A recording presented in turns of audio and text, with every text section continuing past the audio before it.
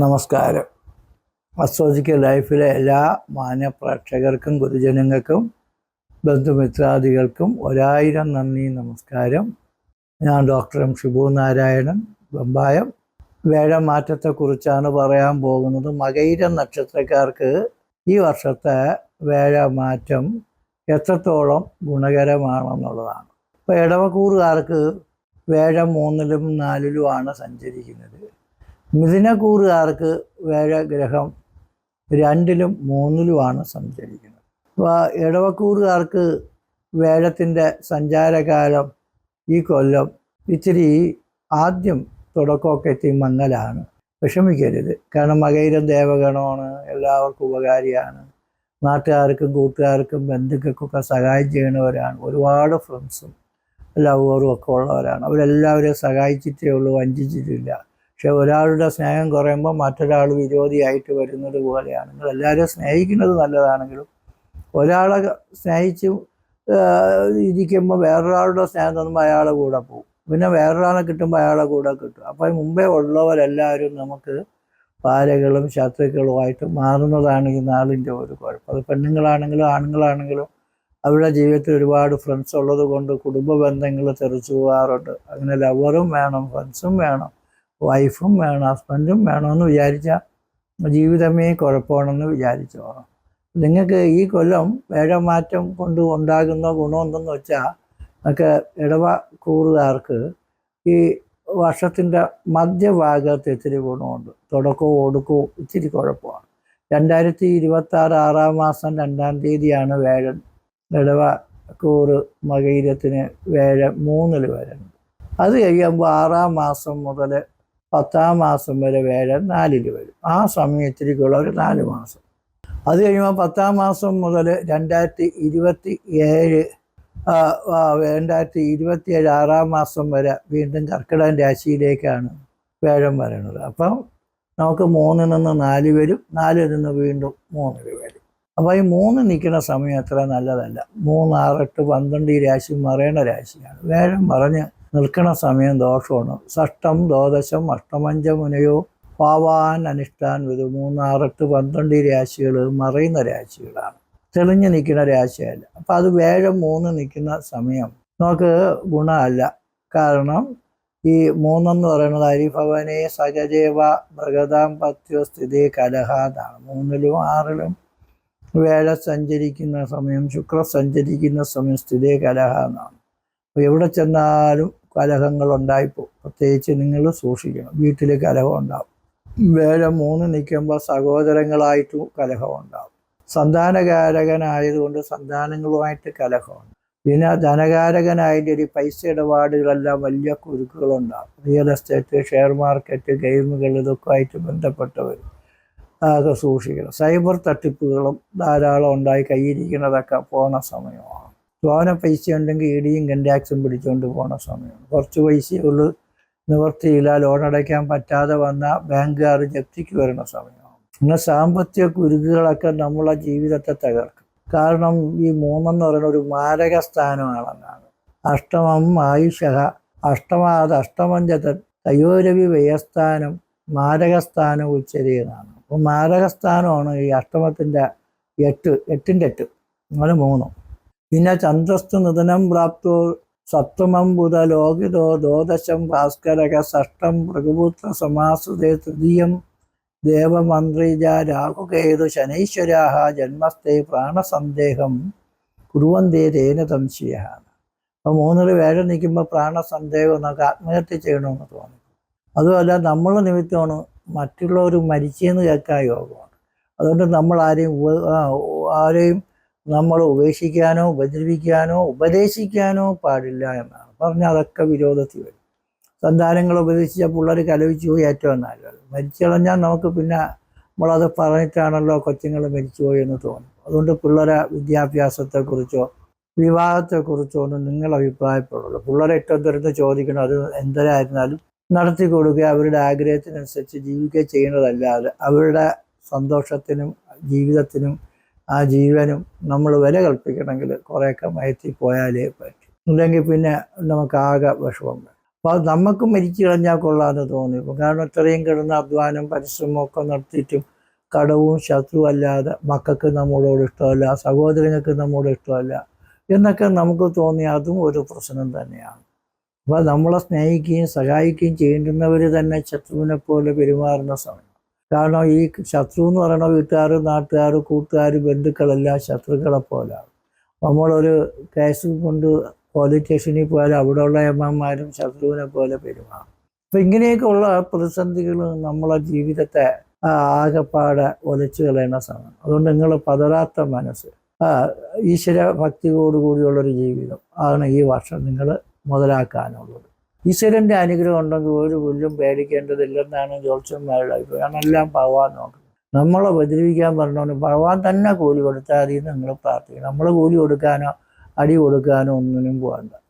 വയറ്റി നിന്നാൽ നമുക്കാരുടെ ഒരു ശത്രുതയില്ല. നിങ്ങളെല്ലാവർക്കും നല്ലത് ചെയ്യുന്നതുകൊണ്ട് നിങ്ങൾക്കാരുടെയും വിരോധമില്ല. പക്ഷെ നിങ്ങൾക്കൊരുപാട് ശത്രുത ഉണ്ടാകുന്ന സമയമാണ് ഈ വേഴഗ്രഹം ഇടവ രാശിക്കൂറുകാർക്ക് 3. അപ്പം 2026 6-ാം മാസം മുതൽ വേഴം നമുക്ക് 4-ൽ വരും. അത് 10-ാം മാസം വരെ ഉള്ളൂ 4-ൽ.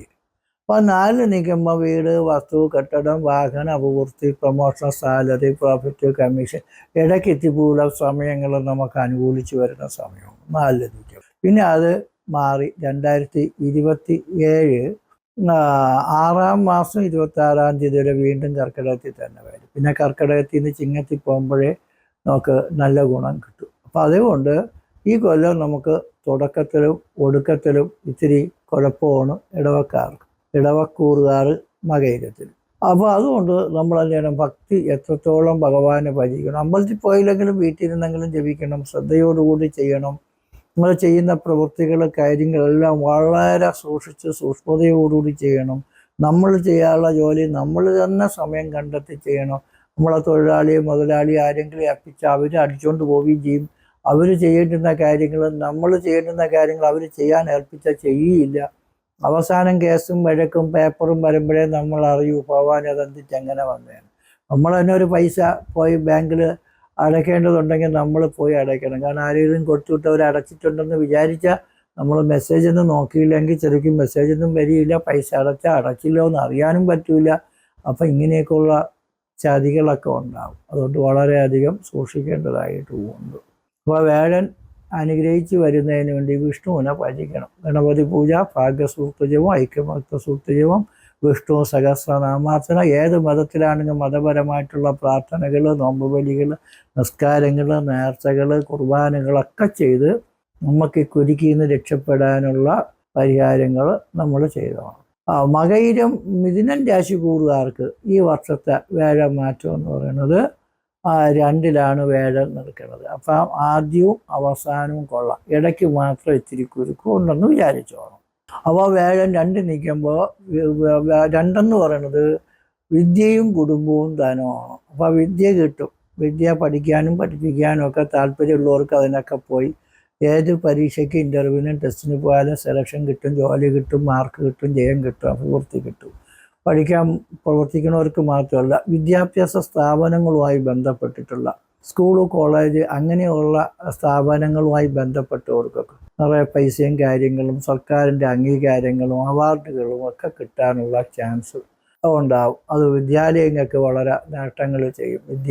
കുടുംബം എന്ന് പറയുന്നത് നമുക്ക് കൂടുമ്പോൾ ഇമ്പം ഉള്ളതാണ് കുടുംബം. ഭാര്യയും ഭർത്താവും മക്കളും മരുമക്കളും ഒക്കെ നാട്ടിൻ്റെ നാനാഭാഗത്ത് ജീവിക്കുന്നവർക്ക് ഒന്നിച്ച് ജീവിക്കാൻ, ഒരു വീട്ടിൽ താമസിക്കാനുള്ള യോഗം വരും. അച്ഛനൊരു സ്ഥലത്ത്, അമ്മ ഒരു സ്ഥലത്ത്, ഭാര്യ ഒരു സ്ഥലത്ത്, ഭർത്താവ് ഒരു സ്ഥലത്ത്, മക്കളൊരു സ്ഥലത്തൊക്കെ നിൽക്കുന്നവർക്ക് അച്ഛനും അമ്മയും മക്കളും മരുമക്കളും ചെറുമക്കളും എല്ലാവരും കൂടെ ഒന്നിച്ച് ജീവിക്കുന്നതേ ഉള്ളെന്നൊരു തീരുമാനം എടുത്ത് പല ഭാഗത്ത് കിടക്കുന്നവരെല്ലാവരും ഒന്നിച്ച് ഏറ്റവും സുരക്ഷിതമായ സ്നേഹസമ്പന്നമായ ഒരു ജീവിതം, ഇവർക്ക് കുടുംബജീവിതം ആസ്വദിച്ച് ജീവിക്കാനുള്ള യോഗമുണ്ട്.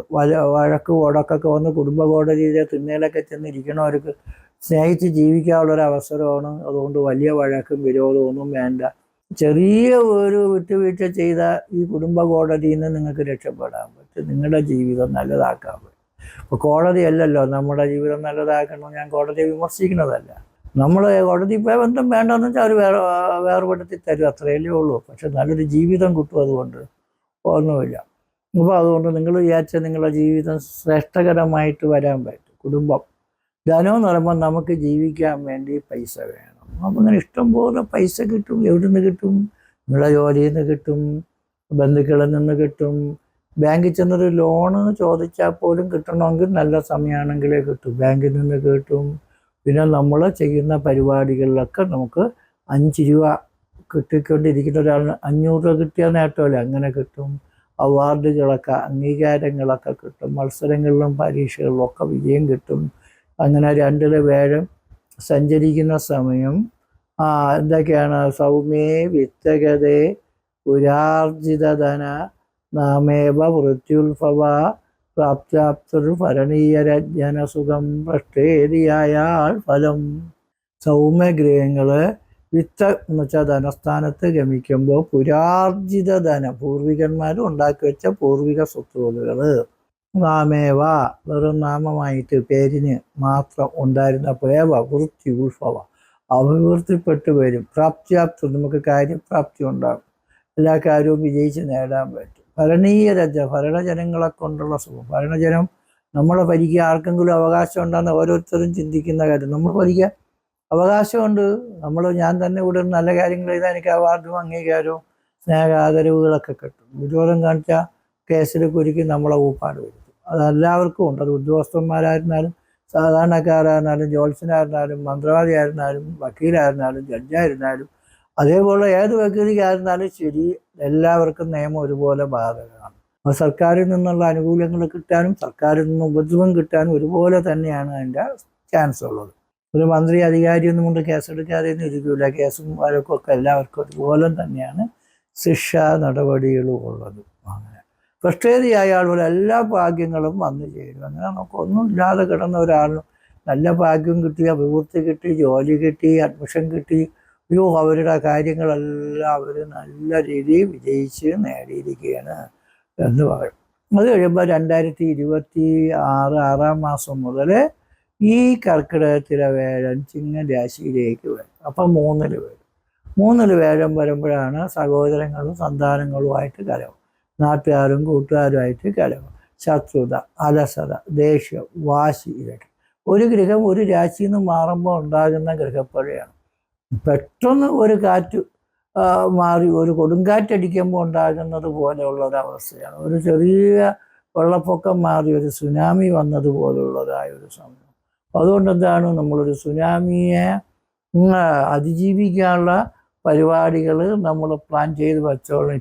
ഇത്ര കാലത്തിനകത്ത് നമ്മുടെ കാര്യങ്ങൾ ഓക്കെയാണ്. അത് കഴിഞ്ഞാൽ കുരുക്കാണ്. ആ സമയത്ത് നമ്മൾ ചെയ്യുന്ന കാര്യങ്ങൾ നമുക്ക് പറ്റിപ്പും വഞ്ചനയും ചതിയൊക്കെ ഉണ്ടാകുന്നതാണ്. അതുകൊണ്ട് നമ്മളെ രക്ഷിക്കാൻ നമ്മൾ വിചാരിച്ചാലേ പറ്റൂ എന്നുള്ള രീതി ആ സമയത്ത് നമ്മൾ എല്ലാ ബിസിനസ്സുകളും പൈസ ഇടപാടുകളും കാര്യങ്ങളും ഒക്കെ സൂക്ഷിക്കണം. പിന്നെ പിള്ളേരോട് വഴക്കിന് പോകരുത്, സഹോദരങ്ങളുമായിട്ട് വിരോധം കാണിക്കരുത്, സ്നേഹം കാണിച്ച് എല്ലാ ഭക്തിയോടുകൂടി ക്ഷമയോടുകൂടി സന്തോഷത്തോടുകൂടി നമ്മൾ മുന്നോട്ട് പോകാൻ ശ്രമിച്ചാൽ നമ്മളെയും നമ്മുടെ ജീവിതത്തെയും നമുക്ക് നല്ലതാക്കാൻ പറ്റും. വേഴം 3 നിൽക്കുമ്പോൾ ഒരു പാപഫലമുണ്ട് കേട്ടോ. സൗമ്യേ ഭ്രാതൃഗതേ സഹോദര സഹായ ആരോഗ്യ ലാഭാധികം സദ്ബുദ്ധി ഹൃദയശ്ച ധൈര്യരുതി ഇത്യേതൽ ഫലം വച്ചത. സഹോദരങ്ങളെ കൊണ്ടും സഹചാരികളെ കൊണ്ടും ഗുണം കിട്ടുമെന്നാണ്.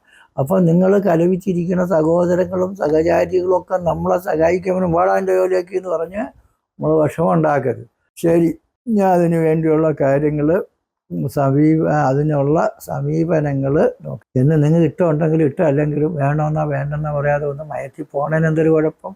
ആരോഗ്യ ലാഭാധികം. അപ്പോൾ ആരോഗ്യക്കുറവുണ്ട്, ആശുപത്രിയിൽ പോകണം. എങ്കിലും വലിയ സർജറിയൊക്കെ ചെയ്യാൻ പൈസ ഉണ്ടെങ്കിലും ഇല്ലെങ്കിലും നമുക്ക് വേണോ വേണ്ടേ നിങ്ങൾ തീരുമാനിക്കേണ്ട. നമുക്ക് രോഗങ്ങളൊക്കെ മാറി ആരോഗ്യ ലാഭാധികം, നമുക്ക് അസുഖങ്ങളൊക്കെ മാറി ആരോഗ്യം കിട്ടുമെന്ന് പറയും. ലാഭാധികം, കിട്ടാതെ കിടക്കുന്ന ജോലിയും പൈസയും പ്രോഫിറ്റും കമ്മീഷനൊന്നും കിട്ടാത്തത് കൊണ്ടാണ് ആ ജോലി കളയണമെന്ന് തോന്നുന്നത്, അല്ലെങ്കിൽ അവിടെ വിട്ട് പോകണമെന്ന് തോന്നുന്നത്. പക്ഷെ ആ സമയത്ത് നമുക്ക് ക്ഷമിച്ചവിടെ ഇരുന്നാൽ നമ്മളെ കൂടെ ഉള്ളവരെല്ലാവരും പോയാലും കമ്പനി വിചാരിക്കും എല്ലാവരും പോയി, നീ മാത്രമല്ല അവന് നല്ല സാലറിയും പ്രൊമോഷനൊക്കെ കൊടുത്തുകൂടെ ഒരു നല്ല പദവിയിൽ ഇരുത്താന്ന് തോന്നണം. അതാണ് നമ്മൾ കളഞ്ഞിട്ട് പോകാതെ ഉറച്ചു നിന്നുള്ള ഗുണം. ആ സൽബുദ്ധേര് ഉദയിച്ച ധൈര്യരുതി ഇത്യേതൽ ഫലം പ്രച്ചത. സൽബുദ്ധി ഉദിക്കാനും ധൈര്യം തോന്നാനും സന്തോഷം തോന്നാനും ഒക്കെ ഉള്ളൊരവസരം നമ്മൾ തന്നെ മേക്കപ്പ് ചെയ്തെടുത്തോളം.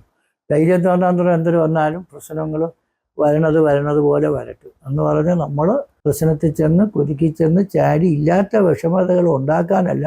കുരുക്കാണെന്ന് തോന്നിക്കഴിഞ്ഞാൽ നമ്മൾ ആ കുരുക്കിനെ ബാധിക്കാത്ത തരത്തിലുള്ള ക്ഷമയോട് കൂടിയുള്ള സമീപനം നടത്തി നമുക്ക് മയത്തിപ്പോവാനുള്ള സംവിധാനം ചെയ്യണം. അതിന് നമുക്ക് ജപങ്ങൾ നടത്താം. ജപങ്ങൾ, ഭാഗ്യസൂക്തം, ഭാഗ്യത്തിന് വേണ്ടി ഭാഗ്യസൂക്തം, ഐക്യമത്യം ഐക്യതയ്ക്ക് വേണ്ടി, പിന്നെ തകിടും കൂടുമൊക്കെ എഴുതി കെട്ടിയാൽ കൊള്ളാം കേട്ടോ. ദേഹേന്ദ്രമൊക്കെ ജപിച്ച് കെട്ടുന്നത് ഒരു അന്ധവിശ്വാസമാണെന്നാണ് പറഞ്ഞത്. അതല്ല, നമ്മളെ ഫോണിൽ ഇടണ ഒരു മൈക്രോ ചിപ്പ് വരെ, സിം കാർഡ് വരെ നമുക്കറിയാം ഒരു തകിടാണ്. ലോകത്തു നിന്ന് എവിടെ നിന്ന് വിളിച്ചാലും അത് മെസ്സേജുകൾ വരുന്നുണ്ട്, അത് നമുക്ക് വീഡിയോ കോളുകൾ ചെയ്യാൻ പറ്റുന്നുണ്ട്. സൗണ്ടിന് വ്യത്യാസമില്ല, കാണാനും കേൾക്കാനും അറിയാനൊക്കെ ഒരു തകിട് കൊണ്ട് പറ്റുന്നില്ല. ഇന്നത്തെ ടെക്നോളജി അല്ലല്ലോ, പണ്ടത്തെ ടെക്നോളജി അല്ലേ. ഒരു തകിടിന് ഇതേപോലെ ശബ്ദ തരംഗങ്ങളെ ചിത്രതരംഗങ്ങളെ കോഡ് ചെയ്യാനുള്ള പവർ ഉണ്ടെന്ന് കണ്ടുപിടിച്ചത് പൗരാണിക ശാസ്ത്രമാണ്. ആധുനിക ശാസ്ത്രത്തിൻ്റെ കണ്ടെത്തലും വിജയമാണ്. അപ്പം അതുകൊണ്ട് നമുക്ക് തകിടും അശ്വാരൂഢം എഴുതി കെട്ടിയാക്കുള്ള അശ്വാരൂഢം ജയിച്ചിടും വിശ്വമെല്ലാം ഇളങ്ങിയിടും. പിന്നെ നമുക്ക് ചിലവർ രത്നങ്ങളൊക്കെ ധരിക്കാറുണ്ട്. അപ്പോൾ എല്ലാത്തിനും ഗുണമുണ്ട് കേട്ടോ. ഒരു കല്ല് ധരിച്ചാലും തകിടെഴുതി കെട്ടിയാലും നമ്മളൊരു മന്ത്രം ജപിച്ചാലും ഒരു യോഗ ചെയ്താലും മെഡിറ്റേഷൻ ചെയ്താൽ എല്ലാത്തിനും നമുക്ക് അതിൻ്റേതായ ഗുണങ്ങൾ നമുക്കുണ്ട്. അതൊക്കെ നമ്മളൊരു അന്ധവിശ്വാസമായിട്ട് അവഗണിക്കാതെ ഇതൊക്കെ ചെയ്ത് നോക്കാം. വല്ല ഗുണം കിട്ടണമെങ്കിൽ തുടരാം, അല്ലെങ്കിൽ മതിയാക്കാം എന്ന് വിചാരിച്ച് പ്രവർത്തിക്കണം. അപ്പോൾ ജാതകം ഒന്ന് പരിശോധിച്ച് നോക്കണം. അപ്പോൾ ജാതകത്തിൽ ജനനത്തീയതി, ജനിച്ച സമയം, ജനിച്ച ജില്ല, പേര്, നക്ഷത്രമൊക്കെ വെച്ച് നമ്മൾ ഗണിച്ച് നോക്കണം. എന്തെന്ന് വെച്ചാൽ ജാതകത്തിൽ ചിലവരുടെ ജാതകത്തിൽ ഭാഗ്യമില്ലാത്തവർ ജനിക്കാറുണ്ട്. പൂർവ്വദോഷങ്ങൾ, കുടുംബദോഷങ്ങൾ, പൂർവ്വജന്മ കർമ്മബന്ധങ്ങളൊക്കെ കൊണ്ട് ദുരിതമനുഭവിക്കുന്നവരുണ്ട്.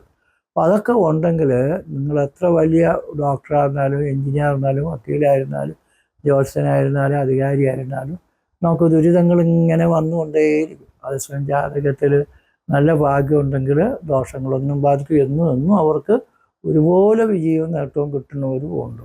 അപ്പോൾ ജാതകത്തിൽ എന്തെങ്കിലും ഗ്രഹപ്പിഴകൾ, ദോഷങ്ങളുണ്ടെങ്കിൽ അതിന് പരിഹാരങ്ങൾ ചെയ്യുമ്പോൾ വിനകൾ നമുക്ക് മാറിക്കിട്ടും. അതിന് വേണ്ടി ജാതകം പരിശോധിച്ച് നോക്കണം. പിന്നെ കാലഭൈരവ സ്വാമി ക്ഷേത്രത്തിൽ ദർശന വഴിപാടുകളൊക്കെ നടത്തുമ്പോൾ എല്ലാ വിനകളും മാറിക്കിട്ടും. കാരണം കാലഭൈരവനെന്ന് പറയുന്നത് എല്ലാ ദോഷങ്ങളെയും മാറ്റി, ദുരിതത്തെ മാറ്റി, ശത്രുവിനെ മാറ്റി, മൃത്യുവിനെ മാറ്റി, അഭിവൃദ്ധിയൊക്കെ തരുന്ന യോഗങ്ങളുണ്ടാക്കി.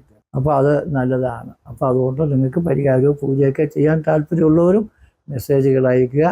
നിങ്ങൾക്ക് എല്ലാവർക്കും ഈ വേഴമാറ്റം കൊണ്ട് നല്ലതുമുണ്ട് കെട്ടതുമുണ്ട്. കെട്ടത് വരാതിരിക്കാൻ വേണ്ടിയുള്ള പ്രാർത്ഥനകളും നല്ലത് വരുമ്പോൾ ഉള്ള സന്തോഷങ്ങളും നല്ല രീതിയിൽ വരട്ടെ എന്ന് പ്രാർത്ഥിച്ചുകൊണ്ട് നിർത്തുന്നു. നന്ദി.